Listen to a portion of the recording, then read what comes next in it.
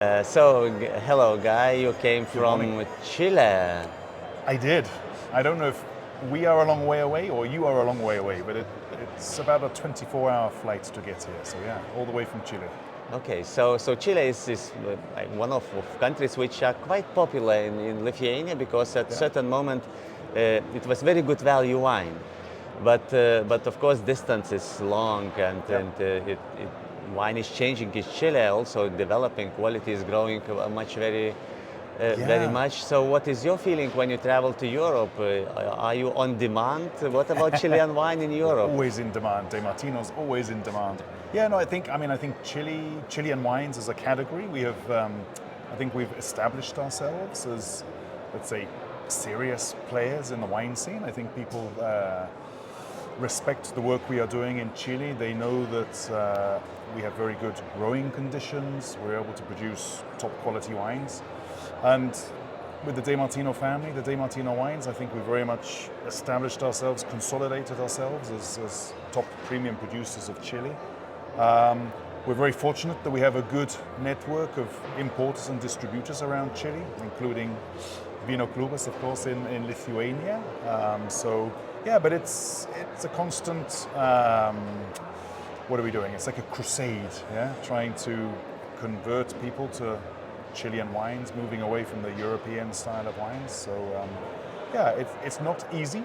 It's not easy times, but I think people appreciate Chile and Chilean wines and the work we're doing. Yeah. So speaking about this good value, still there is very nice, very fine Chardonnay and Cabernet Sauvignon and Carmenere on very nice price level. But that's really what maybe not so interesting to speak in our situation because we in Vyno klubas we have customers who like something really more expressive, interesting, intriguing. So when you say this classical good Chilean wine, what it is, what grape variety, what kind of blend style? Yeah, well, I think as you well say, I think Chile built its reputation on good value for money.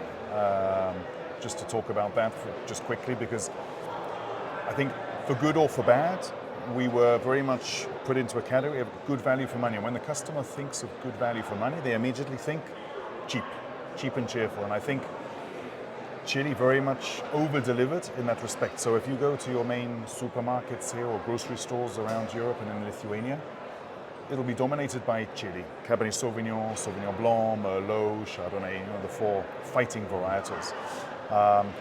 What we've been trying to do in De Martino is have a bit more pioneering, innovative spirit, discover new areas in Chile, work with different varieties.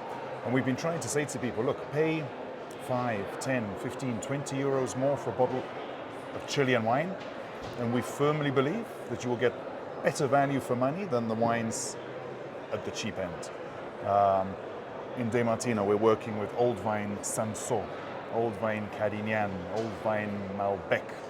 We're working with País. These are varieties that, not all the consumers know. They've been growing in Chile for sometimes hundreds of years. We have a lot of history and tradition in Chile, and people don't realize that. And I think with the amazing growing conditions we have, land is still relatively cheap, manual labor is still relatively cheap. That's why we're able to produce these good value for money wines, but now with other varieties, not just the Cabernet, the Merlot, Chardonnay, Sauvignon Blanc, but also with, down there for tasting, we have Sanso, we have old vine Malbec. Carmenere, of course, has got a great story to it. So Chile is diverse, it's exciting, there's a lot of exciting things going on. It's just we need to get that message across to the consumer. Is it true that you were the first winery to label Merlot, Carmenere, sorry? It is, which was mixed up with the Merlot. Okay. I think again, Mrs. De Martino, being very visionary and pioneering, saw an opportunity. And when we discovered that what we thought was our Merlot vineyard was Carmenere, we thought, fantastic, let's produce, bottle, label and export it with the word Carmenere on the label. We were the first.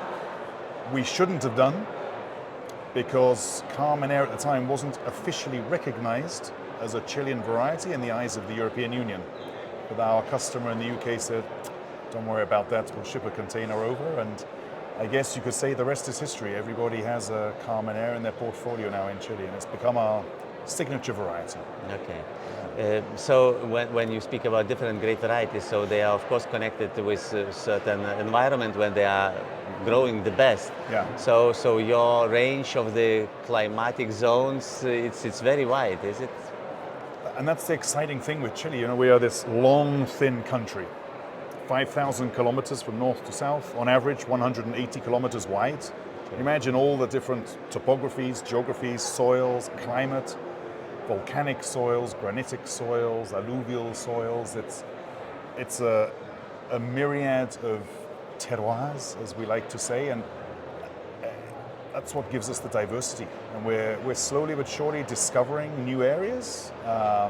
Again, it's getting people's mindset out of Chile just being good value for money, cheap and cheerful, and Cabernet and Merlot and the truth. So I invite people to discover Chile and just try something different. You know, there were so many fantastic wines out there, a young generation of winemakers coming up who are daring to be different. So it's an exciting place, exciting times. But there is another interesting aspect when we speak about, especially this new in the market grape varieties, that usually this is old wines. That's true, and old wines could not be, you know, they are limited in quantity, and Yep. you got some fires last year or 2 years ago. There's always obstacles, there's always challenges in the south of Chile. The last 10 or 12 years we've had a big drought in Chile, in the Central Valley area. We have had wildfires. Fortunately in Martino we were not affected too much, but of course the area of Itata in the south was affected. It's I think that's the wine business. You know, we have to overcome those obstacles and just carry on with these old wines, doing something a bit different. Well, from a business perspective, things which are rare are also interesting, difficult to find, and interesting to taste, to buy, and to have. So that's not necessarily the worst scenario when you have limited number of something. Yeah. So when people go to shop for Chilean wine, what would you say? Which regions to look for? Like really something on a label to find and to buy. Yeah, and I think again that's people know all the different regions in France, or perhaps in Spain or in Italy. They've got let's say a longer winemaking history than we have. So in Chile, it's that's our challenge. But I would say look out for wines from Maipo, which is where we are based. Fantastic for the Bordeaux varieties, so Cabernet Sauvignon, Carmenere, Sauvignon Blanc, some interesting Semillon as well coming up. Itata is the place that everybody wants to be at the moment. All the wine writers, the critics, the buyers want to go to Itata. That's where you find the old vine País, Sansó, Muscats and Chasselas. Maule for the Carignan. There's an appellation there called Vyno, specializing in old vine Carignan. And then you've got the cool coastal climate areas of Casablanca, very good for Sauvignon Blanc, Chardonnay, Pinot Noir. Up in the north of Chile, so 400 miles north of Santiago, Limarí, limestone soils, cool climate, perfect for Chardonnay and Pinot Noir. So it's really, I would just say to the consumer, experiment, dare to try something different. What's the worst thing that happen if you don't like the bottle of wine? You'll probably drink it anyway. You may use it for cooking. I give mine to my mother-in-law and say, mother-in-law, here's a good bottle, enjoy that one. Well, it's impossible not to like Chile. It's impossible not to like. No, they're very drinkable wines, which it sounds a bit crazy, but they're very approachable wines, fruit-forward, versatile wines, good with or without food. We have a lot to offer.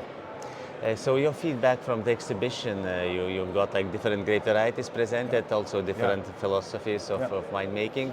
So what is with what idea people are coming to your stand and with what in the mind they're leaving usually? Yeah, no, it's been fascinating. So it's my first time in Vyno Dienos, and it's an honor to be here with you guys, of course. But I think first of all, people are going to the Pinot Noir.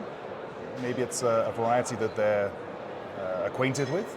But then I love telling the story of Carmenere and how it was the lost Bordeaux varietal rediscovered in Chile, and we were the first to export it as Carmenere. They loved the story, and that wine has been very well received as well.